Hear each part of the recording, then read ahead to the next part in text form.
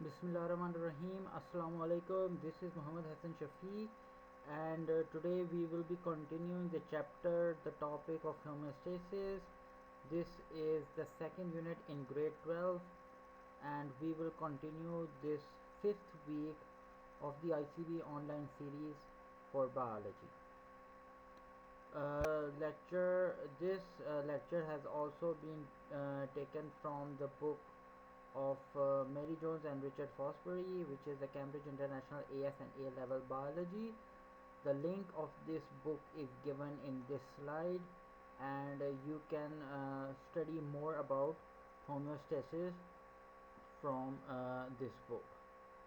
We have already completed the chapter of homeostasis from the textbook of grade 12 published by the National Book Foundation, and just to give you more additional information about the topics in the book, we will continue looking into more detail about homeostasis and how actually a cell is actually working, keeping its internal environment constant. Uh, this leads to the first slide of today's lecture, which is homeostasis. And homeostasis can be defined in a number of ways, the simplest of which is to keep an internal cell environment constant against the harms and fluctuations in the external environment. As we all know, this is very important for a cell's metabolic activity, as a cell cannot work uh, at an optimum rate if the internal environment keeps on changing, right? This will alter a lot of processes involving the pH of the uh, enzymes and a lot of different things as well. So the major factors which are controlled in homeostasis in mammals, particularly humans, are number one, the core body temperature. Number two is metabolic waste, particularly carbon dioxide and urea, like they have to be removed. Blood pH, like it is around 7.4, so it has to be kept there. The blood glucose concentration, which is around 0.08%, it also has to be kept there. The water potential of the blood, the concentrations in the blood of the respiratory gases, oxygen and carbon dioxide. So first we look at the need for mammals to maintain a stable internal environment, and then we will talk about how they maintain a constant core body temperature. So firstly, like I said, that a cell tries its best to keep its internal environment constant. So what is actually an internal environment? The internal environment of an organism refers to all the conditions inside the body, right? These are the conditions in which the cell functions. For a cell, its immediate environment is the tissue fluid that surrounds it, right? So, number one, the internal conditions, okay, in which the cell function, and its immediate environment is the tissue fluid that surrounds it. Many features of the tissue fluid influence how well the cell functions. Three features of tissue fluid that influence cell activities are: number one, temperature; number two, water potential; and number three, the concentration of glucose. We'll talk about them one by one. The first is temperature. Low temperature slows down metabolic reactions, and at high temperature, the proteins get denatured. So obviously, neither too high of a temperature, neither too low is actually good for a cell, and it has to be kept at an optimum rate. For the enzymes of the human body, 36.8 degrees is considered the optimum temperature. The second is water potential. If the water potential decreases, water may move out of the cells by osmosis, causing metabolic reactions in the cell to stop or slow down. If the water potential increases, cell may enter the cell, causing it to swell, and it may burst as a result of turgidity. The third factor of the tissue fluid that influence cell activities is number one, the concentration of glucose. So glucose is the fuel for respiration, so lack of it causes respiration to slow or stop. Okay, so obviously all the energy which is derived is by the oxidation of glucose, so lack of it may actually cause respiration to either slow or completely stop down, depriving the cell of its energy source. Too much glucose may cause water to move out of the cell by osmosis, again disturbing the metabolism of the cell. So neither the concentration should be too high and neither it should be too low. Moving on, in general, homeostatic mechanisms work by controlling the composition of blood, which therefore controls the composition of the tissue fluid. There are control mechanisms for the different aspects of the blood and tissue fluid, and these include the three physiological factors listed above, which were temperature, water potential, and the concentration of glucose. Moving on to next slide, we will talk in a bit more detail of a homeostatic control. Most control mechanisms in living organisms use a negative feedback control loop to maintain homeostatic balance. So इनमें क्या क्या आता है? They involve a receptor, a sensor which can detect that change, and an effector which actually brings about a response. Effectors usually include muscles and glands. The muscle shows its response by contraction, and a gland might secrete a secretory product, which are usually hormones. Any change in the environment, कोई भी हमारे माहौल में तब्दीली हो, change हो, उसको detect करने वाला जो cells हैं, they are usually called receptors, and they are involved with the condition being regulated. Stimulus जो है ना, उसको define कर सकते हैं, any change in an environment which is able enough to be detected by a receptor or a sensory signal, or which is able to induce a sensory signal. The stimulus जो है ना, it is any change in a factor such as change in the blood temperature or the water content of the blood. ठीक है, कोई भी ऐसा factor जो कि ब्लड की नॉर्मल फिजियोलॉजिकल कंडीशन से डिफरेंट हो जाए, there are certain receptors which are actually activated when that is the case. The body has receptors which detect external stimuli and other receptors that detect internal stimuli. External stimuli तो हमारे sense organs के ऊपर जो sensory sales हैं वो जो है detect कर सकते हैं. ये रिसेप्टर्स क्या करते हैं? They send information about the changes they detect through the nervous system to a central control in the brain or spinal cord. This sensory information is known as the input. The central control instructs an effector to carry out an action which is called the output. तो किसी भी input के नतीजे में output generate होगी. और body के अंदर एक सेंट्रल कंट्रोल है which is usually the brain और स्पाइनल कॉर्ड, जो कि सेंसरी इंफॉर्मेशन को इंटरप्रेट करता है और उसे किसी सब्जेक्टिव इमेज में कन्वर्ट करता है, सब्जेक्टिव एक्शन में कन्वर्ट करता है through the motor neuron ending at a muscle और अ ग्लैंड. उसके बाद जो है ना वो बॉडी रिस्पांस शो करता है और उस रिस्पांस के नतीजे में उस स्टिमुलाई के इफ़ेक्ट को मिनिमाइज़ किया जाता है ताकि बॉडी की कंडीशंस या सेल की इंटरनल कंडीशंस वही रहें जो कि इस स्टिमुलस से पहले थी. These actions are sometimes called corrective actions. ठीक है, जो कि उनका काम ही होता है कि बॉडी के उस इफ़ेक्ट से ख़त्म कराए या उस चेंज को करेक्ट करे. इसको करेक्टिव एक्शन भी कहा जा सकता है.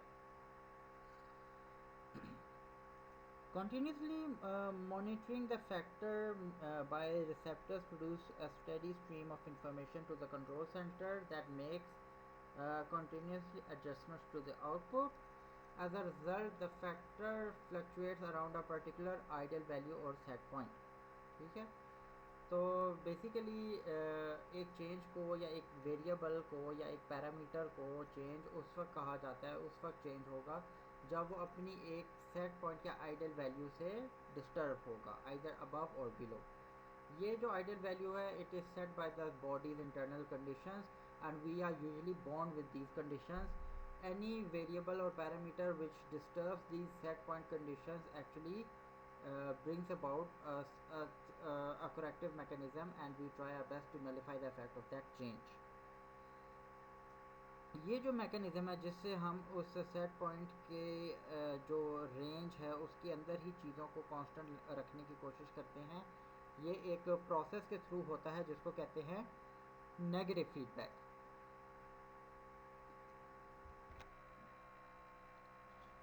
So in these systems, an increase in the factor results in something happening that makes the factor decrease. तो बेसिकली अगर एक फैक्टर जो है ना वो एक सेट पॉइंट या आइडियल वैल्यू से ज़्यादा हो गया है तो कोई ऐसा मैकेनिज़्म एक्टिवेट होना होगा जिसमें सेल का उस प्रोसेस का जो आउटपुट है वो उस वेरिएबल में उस चेंज के इफेक्ट को नलीफाई करे और उसको डिक्रीज़ करे. So if there is a decrease in the factor, then something must happen to make it increase sometimes.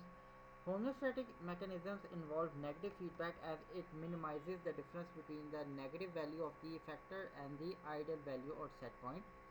The factor never stays exactly constant, but it keeps fluctuating within a narrow range, very little above and very little below the set point. The homeostatic mechanisms in mammals require information to be transferred between different parts of the body. There are two coordination systems in mammals that do this. तो basically mammals की बात की जाए, humans की बात की जाए, तो उनके अंदर दो ऐसे सिस्टम्स हैं जिनको इंफॉर्मेशन चाहिए होती है और कम्युनिकेट करती है. ये सिस्टम्स कम्युनिकेट करते हैं between different parts of the body. इनका फंक्शन, इनका इफेक्ट pretty मच सेम ही होगा कि उस चेंज को नलीफाई करें या उसके अगेंस्ट कोई करेक्टिव एक्शन जनरेट करें, लेकिन इनका जो मैकेनिज़्म है, प्रोसेस है, ये एक दूसरे से काफ़ी डिफरेंट है. दोनों सिस्टम में पहला है nervous system which involves nerves या न्यूरॉन्स, ठीक है, जिसमें जो इम्पल्स या मैसेज ट्रेवल करता है that is in the form of ions. Hence, one can understand why these are so rapid. And the second system is the endocrine system, जिसमें hormones या chemical messengers use होते हैं, and these are directly poured into the blood in the form of long distance cell signaling. तो ज़ाहिर है ये blood के through travel करते हैं, इनको टाइम लगेगा, इनका रिस्पॉन्स थोड़ा स्लो होगा, लेकिन कंपैरेटिवली नर्वस कोऑर्डिनेशन की निस्बत लॉन्ग लास्टिंग भी होगा. So we talked about the homeostatic control. I expect you to now answer the questions written in 14.1. Okay, why is it describe the immediate environment of a typical cell. ठीक है, cell का जो immediate environment है tissue fluid, उससे cell directly communicate करता है और different mechanism है जिनको आगे आने वाले टॉपिक्स में हम देखेंगे भी कि कैसे सेल कम्युनिकेट करके अपनी इंटरनल कंडीशंस को चेंज होने नहीं देता. It is very important for the internal environment to be carefully regulated as all the vital processes are actually being carried out inside the cell. और कोई भी ऐसी चीज़ जो कि सेल को उसके आइडियल कंडीशन से ड्रिफ्ट कर जाए, चेंज कर जाए, उसका इफेक्ट बॉडी पे बहुत मैसिव नज़र आएगा, क्योंकि हर सेल ही अगर इस तरह रिस्पॉन्ड करना शुरू हो गया तो there is a pretty good chance that the living body might collapse. इसके बाद कुछ बेसिक डेफिनेशंस हैं. ये डेफिनेशंस आप लोगों को पता होनी चाहिए, which are actually the part of a coordinated response. Number 1 है stimuli, which is the plural of stimulus. और कोई भी ऐसी चेंज जिसको बॉडी डिटेक्ट कर सकती है that is called a stimulus. Stimulus is usually detected by a receptor. Receptor के बाद ये इम्पल्स जाता है कंट्रोल सेंटर में, which is usually the brain, and it brings about its response by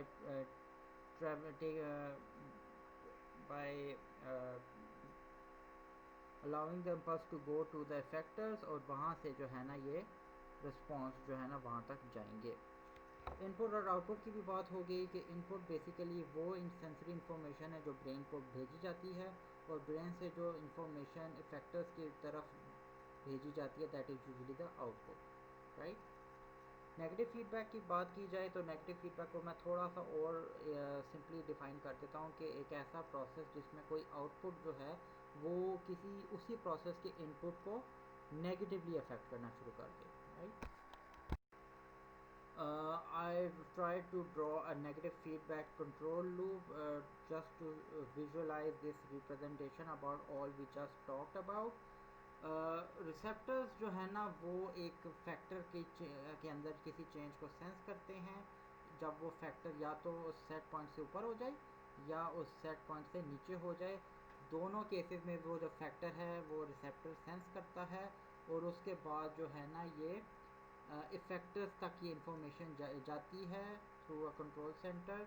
और इफेक्टर्स जो है ना वो एक्ट करेंगे या तो उस फैक्टर के इफ़ेक्ट को डिक्रीज़ करने में या उस फैक्टर के इफ़ेक्ट को इंक्रीज़ करने में. फैक्टर्स के इफ़ेक्ट को इंक्रीज़ उस वक्त करेंगे जब वो फैक्टर राइज करेगा अबव सेट पॉइंट, और डिक्रीज़ उस वक्त करेंगे जब वो फैक्टर फॉल करेगा. right below that set point. Moving on, excretion की बात हम प्रीवियस लेक्चर में कर चुके हैं और किडनीज कैसे फिल्ट्रेशन करती हैं, selective reabsorption, tubular secretions, how it's done.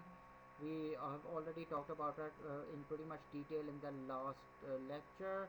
Today we will talk about another important aspect of homeostasis, which is the control of body temperature. और body की ये ability to maintain its core temperature within a narrow range, इसको कहा जाता है thermoregulation. Thermoregulation जो है इसमें बोथ कोऑर्डिनेशन सिस्टम्स काम करते हैं, नर्वस भी और एंडोक्राइन भी. तमाम मैमल्स जो है ना, they generate heat and they have different ways of retaining it with in their bodies. They have also physiological methods to balance heat gain, retention of body heat and heat loss so that they can maintain a constant body temperature. As a result, they are not directly dependent on the heat from their surroundings and can be active at any time of day or night, whatever the external temperature is. तो ये जो mammals हैं, ये जो living organisms हैं, ये particularly वाले इन्हें अपनी बॉडी टेम्परेचर को मेंटेन करने के लिए किसी आउटसाइड सोर्स की ज़रूरत नहीं होती. ये अपने बॉडी मेटाबॉलिज्म से ही अपना कोर बॉडी टेम्परेचर एक रेंज के अंदर रखते में कामयाब हो जाते हैं. तो इसलिए उन्हें बाहर की सराउंडिंग से इतना फ़र्क नहीं पड़ता कि बाहर जो है वो दिन है या रात है, और जो भी बाहर का टेम्परेचर है उन्होंने अपने कोर टेम्परेचर को उसी रेंज में रखना है. हाँ, आउटसाइड की कंडीशंस उनको इन्फ्लुएंस ज़रूर कर सकती हैं, लेकिन वो थ्रू डिफरेंट अडेप्टिव मैकेनिज़म्स अपने बॉडी टेम्परेचर को उस आइडियल सेट पॉइंट पर ही रखेंगे. मोस्ट अदर एनिमल्स, बर्ड्स को छोड़ के, वो एक्सटर्नल सोर्सेज ऑफ हीट पे रिलाई करते हैं एंड ऑफन इन कोल्ड में या बहुत ज़्यादा ठंड में अपने बॉडी टेम्परेचर या मेटाबॉलिज्म डिक्रीज करते हुए रिलेटिवली एक इनएक्टिविटी की स्टेट में चले जाते हैं. The heat that mammals generate is released during respiration. हम respiration ऑक्सीडेशन ऑफ ग्लूकोज से जो हीट पैदा करते हैं, जनरेट करते हैं, that is produced by the liver cells that have a huge requirement for energy. The heat they produce is absorbed by the blood flowing through the liver and distributed around the rest of the body. तो basically liver जो कि हमारा एक बहुत बड़ा gland है, उससे जो है ना वहाँ पे बहुत ज़्यादा हीट जनरेट होती है, और वहाँ पे जब मुख्तलिफ डक्ट्स के ज़रिए ब्लड जाता है तो वो उस लिवर की हीट जो उसने प्रोड्यूस की होती है उसको through heart different body parts में डिस्ट्रीब्यूट कर देता है, जो कि अराउंड 37 डिग्रीज है. ऑफ कोर्स जिस तरह हर रिस्पॉन्स या हर एक्शन का एक कंट्रोल सेंटर है, इसी तरह ऑब्वियसली बॉडी टेम्परेचर को मेंटेन रेगुलेट करने का भी एक कंट्रोल सेंटर होगा. और बॉडी का ये जो थर्मोस्टेट है, that is the hypothalamus.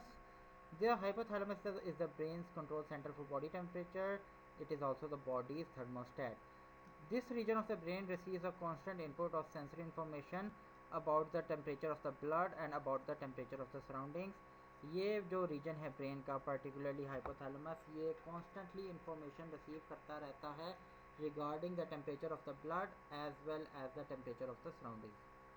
The hypothalamus has thermoreceptor cells that can continually monitor the temperature of the blood flowing through it. The temperature it monitors is the core temperature, which is very close to its set point, 37 degrees in humans. That's why if this temperature fluctuates a little, we are immediately sensed. ठीक है, क्योंकि जो hypothalamus है, that is very sensitive towards any particular increase or decrease in body temperature, as usually it is seen in the case of infections or other bodily threats. Moving on, whatever we said, like the hypothalamus is the brain's body temperature, let's try talking about it in the form of a flow chart. ये जो right side पे आपको slide B नज़र आ रही है, that is actually indicating the position of the hypothalamus in the brain.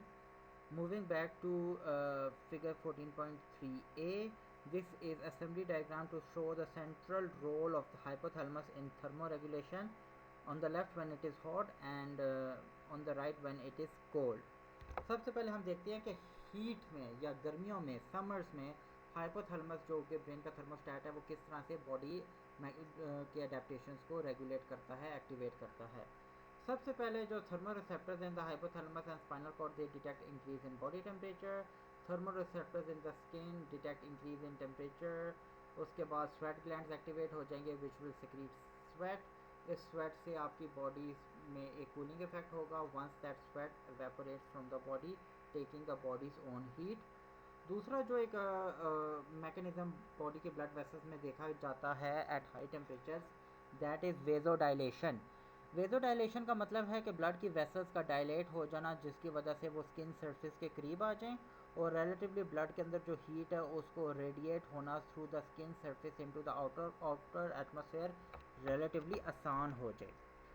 और इसके बिल्कुल बरक्स जो है ना, कोल्ड में वेजो कंस्ट्रिक्शन होगी, जिसमें जो वेसल है वो स्किन सरफेस से मज़ीद दूर अंदर की तरफ हो जाती है ताकि जो हीट है वो कंजर्व्ड रहे और वो रेडिएशन से जो है ना बॉडी के बाहर ना निकले. कोल्ड में obviously thermal receptors cold temperature को डिटेक्ट करेंगे इन द ब्लड. ये जो है फिर वेजो कंस्ट्रिक्शन करेंगे, जिसमें मैंने बताया कि आर्टरियोज अपना डायमीटर कम कर देंगे, कंस्ट्रिक्ट कर देंगे.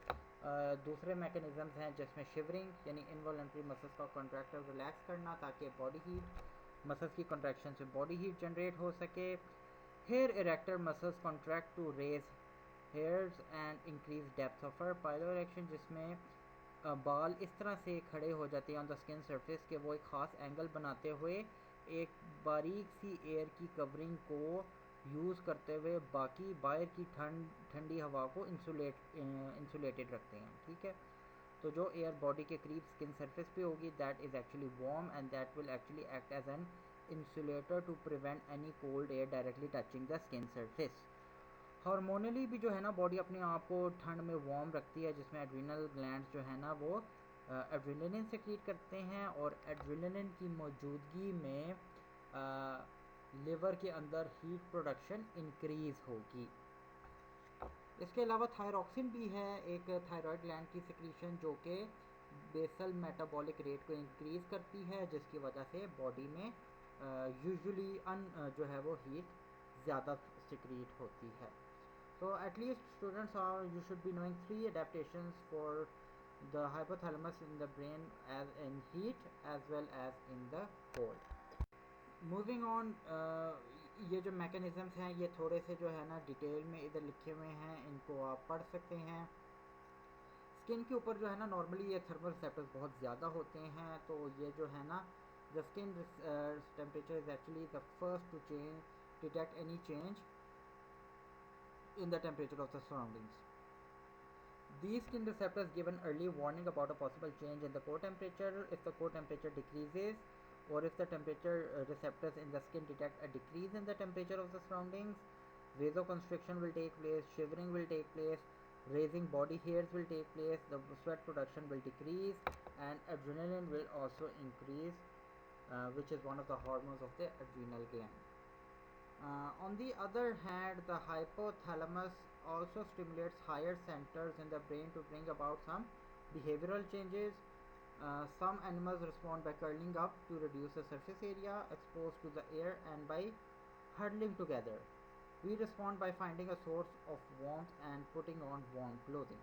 ठीक है, हमारे पास तो बहुत ज़्यादा एडेप्टेशन है कि हम गर्म कपड़े पहन लें, लेकिन कुछ एनिमल्स जो है ना वो अपना सरफेस एरिया रिड्यूस कर लेते हैं and by huddling together so that the heat actually is retained and conserved within the core of their body. Increase in temperature पे जो क्या होगा,